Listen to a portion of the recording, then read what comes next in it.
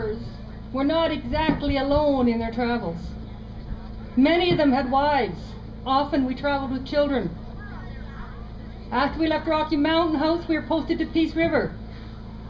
I had my son Samuel when I was 18, my daughter Emma when I was 3, and then we were posted back to Rocky Mountain House, and this time we were to go all the way across.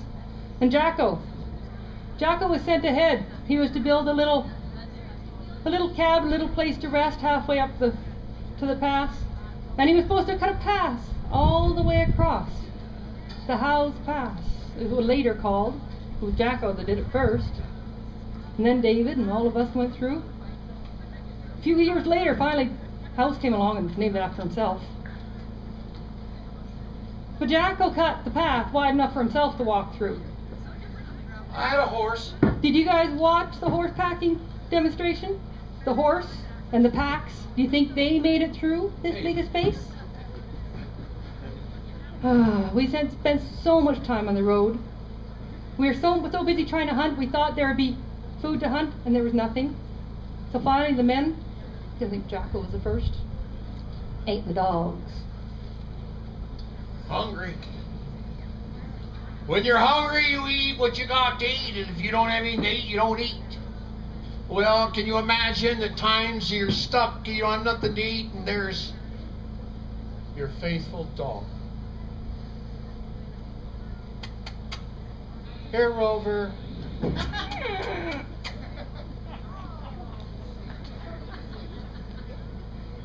Life was tough. But if Rover happened to encounter a porcupine and someone happened to be very greedy, sometimes they'd swallow the porcupine quill. And they called him, my David, oh, my stomach hurts, oh, my stomach hurts. One of the men swallowed a quill, and over a week later, it came out of the side of his stomach. Well, we finally reached the Columbia Valley, built Kootenay House. It was a wonderful summer there. Big, wide, open valley like here, with all the mountains that I'd come to know and to love. But, as predicted, Peigan people were not happy we were there. So a war party showed up. Oh, it wasn't a party. It was a dozen young braves. But David knew that there would be a couple hundred just a few miles away. They were the scouting party.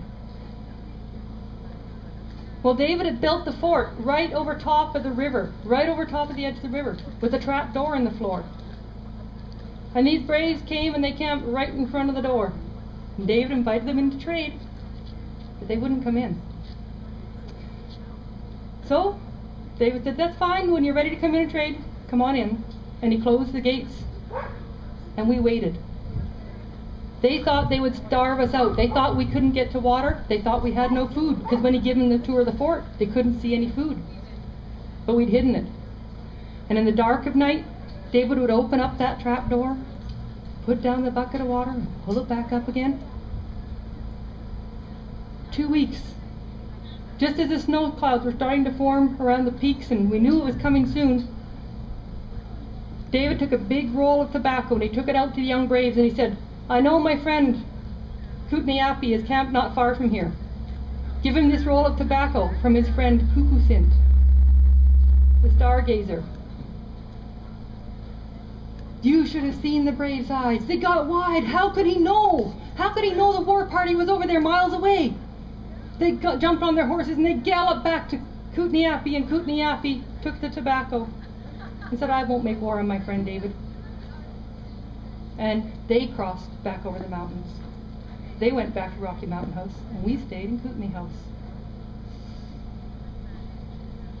All the years we were out west, David never had to fire a shot. David never had to do anything to induce the men to keep looking for the beaver and bringing him more beaver.